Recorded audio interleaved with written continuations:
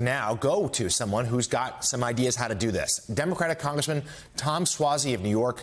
Let's bring him into the conversation. The congressman has a new opinion piece in the New York Times with the headline, "Let's try something different in how we deal with Trump."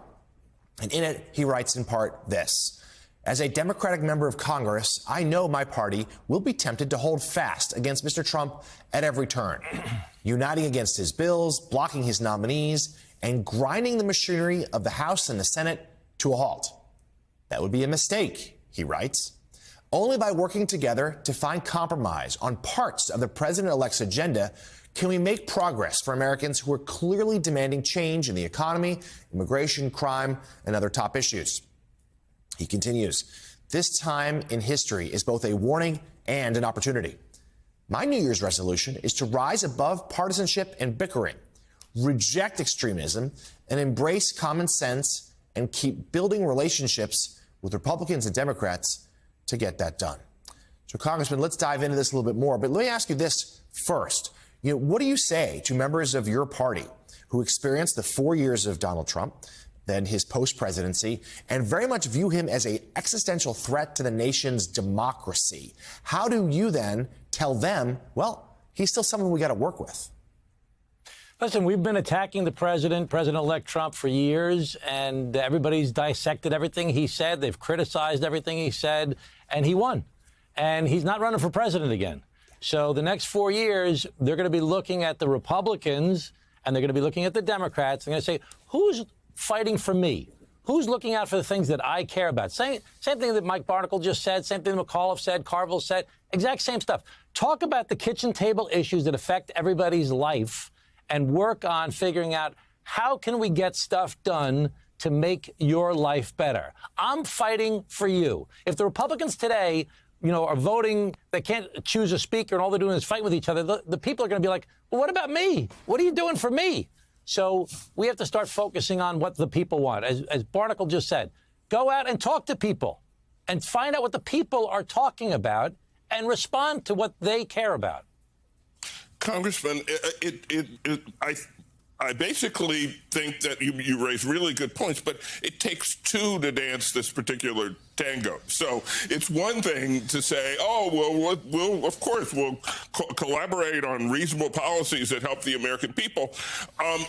But those policies have to also be accepted by the other side, by the Republican Party. Do you have any confidence that whoever is the speaker, that the Republican Party is going to be talking even the same language that you're talking now, and is not going to be pursuing an extremist agenda that, in fact, Democrats have no choice but to oppose?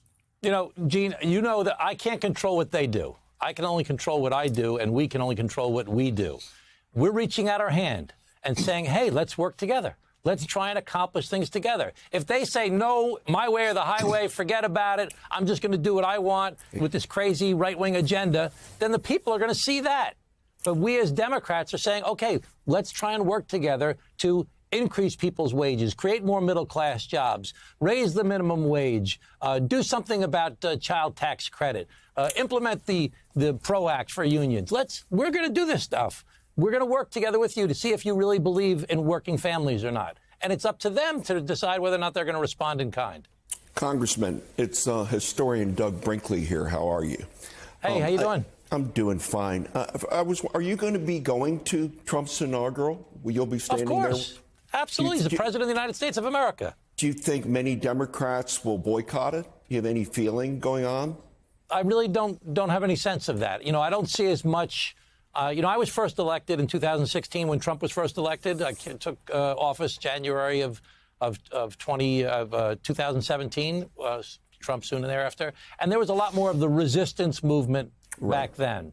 And resistance is appropriate. I resisted him trying to get rid of the Affordable Care Act. I resisted him trying to deport Dreamers. We can do resistance, but it can't be all resistance. Let's fight for the people and what the people care about. And, not showing up for the President of the United States inauguration is I think, an irresponsible thing.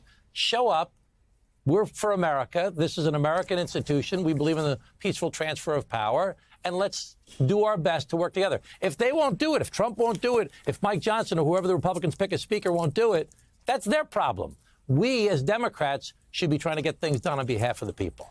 So, Congressman, you just mentioned Mike Johnson, who later today will stand for a vote to see whether he will remain as Speaker. What's your assessment of where that vote stands? But also, do you think, I know he's a Republican, but do you think, is he the man who should remain in that post? Listen, I started with Mike Johnson. We both came to Congress at the same time. He's a nice man. I disagree with him on a lot of different issues, but he's a nice person. And he seems to have the support of most of his colleagues. There are other people that have 40 votes or 50 votes or 60 votes. He's the only one that seemed to be able to cobble together the group. Who knows what's going to happen with these guys? I think it would be a big mistake for them to cave in to these far right-wing Freedom Caucus people. It's one of the reasons they got nothing done over the past 2 years under a Republican Congress. I don't think they should cave. I'm voting for Hakeem Jeffries for Speaker. And I think every other Democrat will as well. The Republicans, they got to get their act together. All right. Democratic Congressman Tom Suozzi of New York. Congressman, thank you so much for joining us this morning. His opinion piece, The New York Times, available online now. So,